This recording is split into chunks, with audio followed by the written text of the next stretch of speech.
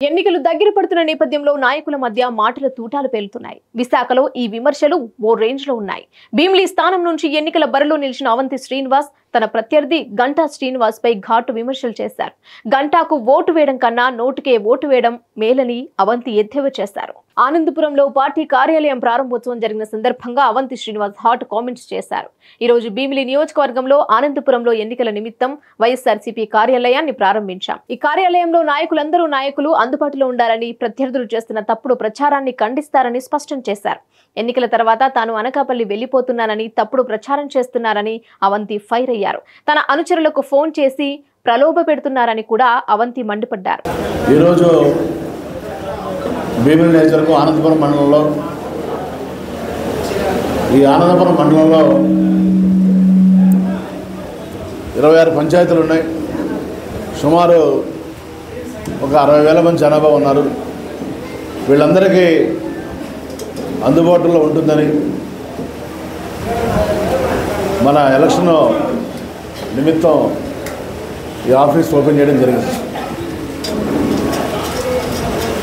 దీనిలో పాల్గొన్నటువంటి గౌరవ ప్రజాప్రతినిధులు, సర్పంచులు, ఎంపీటీసీలు, ఎంపీపీలు గారు, జడ్పీటీసీ గారు, మనుషక నాయుడు గారు, కొట్టు భయపెట్టు ఓట్లు వేయించుకోవడం అనేది ఎంతవరకు సబబు, ఈ నాయకులు ముఖ్యంగా భయపెట్టడం అనేది ఎంతవరకు సబబు ఈ ఎలక్షన్ కమిషన్ అధికారులు కూడా ఆలోచించాలని విజ్ఞప్తి చేస్తుంది.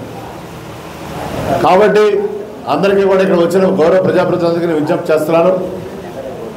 వాళ్ళు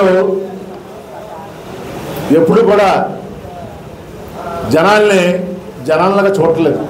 తెలుగుదేశం పార్టీ నాయకులు కానీ, చంద్రబాబు నాయుడు కానీ, ముఖ్యంగా గంటా శ్రీనివాస్ లాంటి వ్యక్తులు కానీ, వాళ్ళకి రాజకీయం అంటే వ్యాపారం. ఏదో ఎలక్షన్ టైంలో రావటం, 4 మాయమాటలు చెప్పటం, 4 డబ్బులు ఇచ్చి ప్రలోభాలు పెట్టడం, లేదా బెదిరించడం, 4 ఓట్లు వేయించుకోవడం, వెళ్ళిపోవడం, మళ్ళీ 5 ఏళ్ళు పట్టించుకోకపోవడం.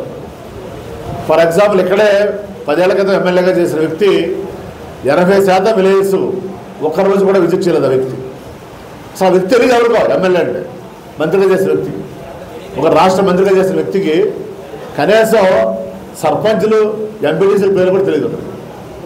10 ఏళ్ల క్రితం ఎమ్మెల్యే చేసిన వ్యక్తి. అలాగే అదే వ్యక్తి మరి ఉత్తర నియోజకవర్గంలో అతను పనిచేశాడు. అక్కడ 5 ఏళ్లలో కనీసం 5 సార్లు కూడా నియోజకవర్గానికి వెళ్ళలేదు. వాళ్ళ కార్యకర్తలు అబోదివ్వమని పోవాలి. నిన్న నామినేషన్ వేశాడు ఆ వ్యక్తి. 50,000 మంది వేస్తాం, 1,00,000 మంది వేస్తాం అని చెప్పారు. ఒక 10,000 మంది కూడా రాలేదు. ఒక 60,000 మంది వచ్చారు. టోటల్గా డిజాస్టర్ అయింది. మా ఆఫీస్ ముందే అయింది, చూశాను నేను. నా కళ్ళతో నేను చూశాను. అంటే డబ్బాలు కొట్టుకుంటాం, ఇలా ఫేక్ న్యూస్ క్రియేట్ చేయడం. ఒక 6 నెలలు 1 ఇయర్ నుంచి నా మీద ఫేక్ న్యూస్లు. అవంతి గారి టికెట్ రాదంట, సుబ్బారెడ్డి గారు పోటీ చేస్తారని కొన్నాళ్ళు, బొత్స వారు పోటీ చేస్తారని కొన్నాళ్ళు, రేపు 24వ తారీఖు నామినేషన్ వేస్తాను నేను, మళ్ళీ అవంతి అనకాపల్లి వెళ్ళిపోతానని కొన్నాళ్ళు. నామినేషన్ వేసిన తర్వాత మే 13వ తారీఖు వరకే, ఎలక్షన్లు అయ్యే వరకు కూడా రోజు ఏదో ఒక ఫేక్ న్యూస్ క్రియేట్ చేస్తారు. కాబట్టి దయచేసి ఆ ఫేక్ న్యూస్ ఎవరో నమ్మొద్దు. కార్యకర్తలు, నాయకులను విజ్ఞప్తి చేస్తూ తప్పనిసరిగా నేను దేనికైనా సిద్ధం. గుర్తుపెట్టుకోండి, గంటా శ్రీనివాసరావు గారు, గంటా శ్రీనివాసరావు లంచర్లు గారు. ఇక్కడ ఉన్నది అవంతి శ్రీనివాసరావు, దమ్ము, పౌరుషం.